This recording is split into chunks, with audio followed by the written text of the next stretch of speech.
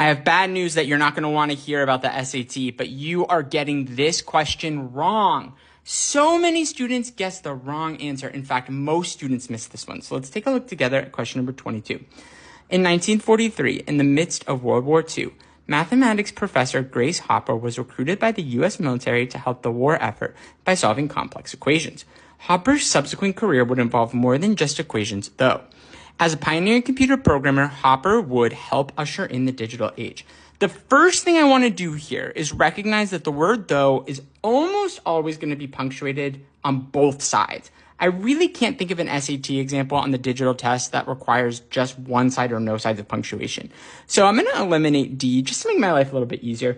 From there, what I'm going to do is I'm going to try to figure out how many independent clauses are in the sentence. If I have two independent clauses, that'll tell me whether I want to use certain things. So Hopper's subsequent career would involve more than just equations is an independent clause. The subject is the career. The verb is would involve.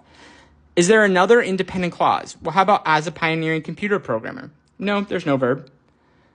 Hopper would help usher in the digital age. Yes. Subject Hopper, verb would help. So I have two independent clauses.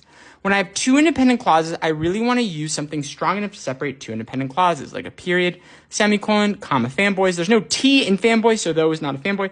I could also use a colon or a dash. C gives me a period. A gives me a colon. B does not give me what I need. So it's either going to be A or C, but which one?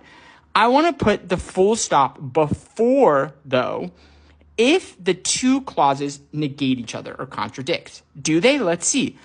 Does Hopper's subsequent career would involve more than just equations contradict the fact that as a pioneering computer programmer, she would help usher in the digital age? No, that's an example of her career involving more than just equations. So these are actually two thoughts that agree with each other. When they agree, we put the full stop after the transition word like though or however. For that reason, A is the best answer. Great work and happy studying.